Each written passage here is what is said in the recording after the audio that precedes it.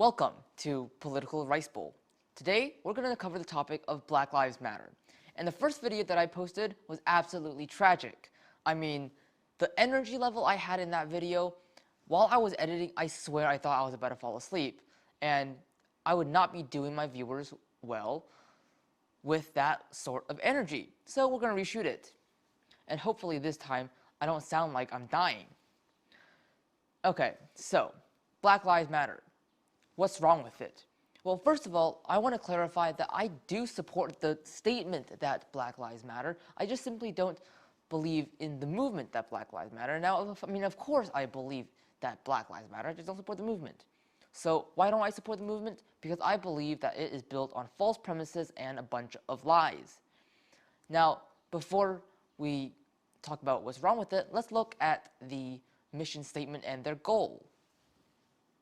BLM's #WhatMatters2020 will focus on issues concerning racial injustice, police brutality, criminal justice reform, black immigration, economic injustice, LGBTQIA and human rights, environmental justice, access to healthcare, access to quality education, and voting rights and suppression. I want to focus on the police brutality part of the statement because that's what most people talk about when they say Black Lives Matter. And with the recent death of George Floyd, I figured it'd be most appropriate to talk about the police brutality part of the mission statement. So the narrative that the BLM movement pushes is that police regularly target blacks and shoot unarmed black men compared to other races. Now, on the surface, that seems true because that's what the media shows. I mean, the media only ever shows the unjust deaths of black men by white cops. So it's no surprise that some may think that police regularly target blacks. But is this true? The Proceedings of National Academy of Sciences of the United States of America conducted a study trying to find racial disparity between white cops and black men when it comes to lethal use of force, shootings, guns, police shootings. They found none. They did not find any racial disparity between white cops and blacks. In fact, they found that as the police force diversifies by race, the number of blacks getting killed actually increases. Now, obviously, that could just be because the number of cops are also increasing. But similarly, Roland Fryer at Harvard, an economist at Harvard, found similar results. He found no racial disparity between white cops and black men. And then he also said that that find was the most surprising find in his entire career.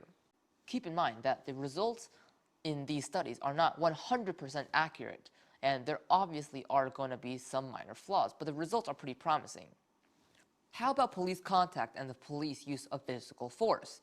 The Police Public Contact Survey, a survey that the feds do every few years, surveying millions and millions of people who has had contact with the police in the past 12 months, they found that police initiate contact between white people and black people at the same exact rate, at 11%. As for the police use of non-lethal force, it is true that police are twice as likely to use physical force against a black person compared to a white person. However, that number is explained by the fact that blacks are more than twice as likely to resist arrest compared to a white person.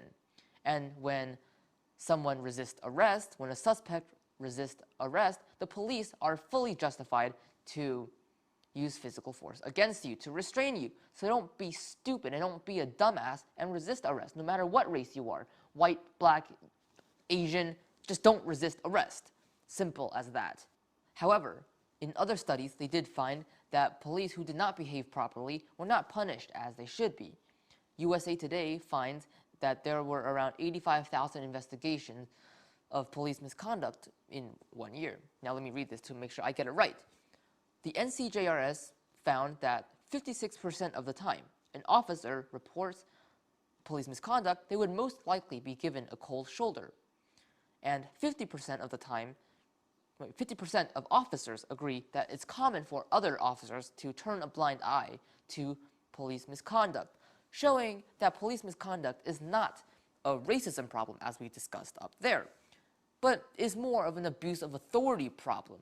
where police who do not behave properly are not punished as they should be, therefore having more bad police on the streets. Now, the reason why I'm using so much empirical data is because the BLM movement, their narrative is that police disproportionately target black men. And to find any pattern in that statement or any evidence, we must look at empirical data. And anecdotal data is only going to show us what they want us to see. Not only that, in some specific cases, the narrative and the story is just completely twisted by the left. Look at Rayshard Brooks, look at Michael Brown, and look at Sean Reed. People believe that these people are innocent. Sean Reed had a gun on him, an orange gun. He had one on him. He was not unarmed. Rayshard Brooks, he was not unarmed either. He fought the police. He assaulted police. He stole an officer's taser. He ran away from the police with the taser, and then he pointed it at the police officers and then fired the taser. And then only then did the police officers fire back, killing him. So, no, in very specific cases even, the stories are completely twisted, which is why looking at empirical data is much better in terms of finding any pattern of police brutality.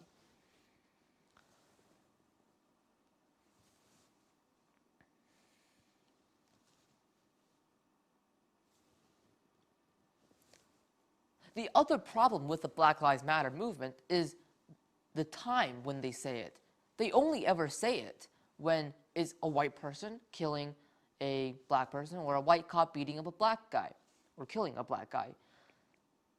But in 2019, only 13 blacks were killed by officers. 13 unarmed black men killed by police officers. And around 243 blacks were killed by just random white criminals. However, they don't ever say Black Lives Matter. They don't ever shout Black Lives Matter about the 2,573 blacks killed by other blacks. Now, to be fair, most of that is gang-on-gang drug-related violence. But if you're going to say Black Lives Matter, why not focus on the majority of blacks getting killed by other blacks instead of only focusing and only targeting the minority of blacks being killed by white cops? Now, what about All Lives Matter? Do I support All Lives Matter? Of course I believe that, and of course I support that. Now, when the left hears that, they will often say something like, well, whites are not oppressed by police as black people are. And they'll cite a statistic like blacks are 2.5 times more likely to be shot by police. Now, that's true. Blacks are 2.5 times more likely to be shot by police. However, that number, 2.5 times, is actually lower than the crime rates of the black community would predict. And the crime rates being that 6% of the population, black men, are responsible for 50% of all violent crime and murder. So 2.5 times is a lot lower than what that crime rate would predict it to be. So no, blacks are not targeted by police. Blacks are not oppressed by police. It's just that police are stupid. Some police are stupid. Not all. A very small minority of police are stupid and incompetent. But it's not a racial issue. It's just police brutality, and police brutality by itself. No race involved in it. Oh, God. And I do get that the Black Lives Matter supporters and BLM are trying to do it out of the good of their hearts. I think that they are misinformed on the situation, and I believe that they're only scratching the surface of the statistics, such as the 2.5 times, and they don't actually try to look at why the statistics are that way. They see it, and they're going to point at the police officers, and they're going to say, you're all racist pigs. Now, the final reason why I just don't support the Black Lives Matter movement is that they'll say blacks are a family. They're going to say something like that. They're going to say, we're all very tolerant and black should be accepted, right? They say that. However, when a black conservative like Larry Elder or Candace Owens or Officer Tatum, when they roll up, the blacks suddenly reject them and say piss off because you do not support our narrative. The hypocrisy, man, I'm telling you.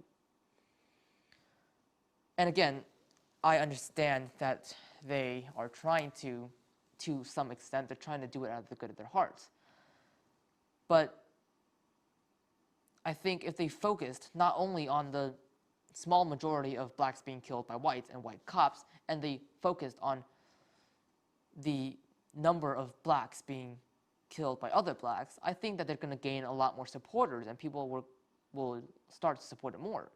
But as of right now, with the false narratives that they are pushing, not only as the claim that police target blacks, and also the specific stories that they twist to fit their narrative, because of that, I simply cannot support the Black Lives Matter movement, and neither should you.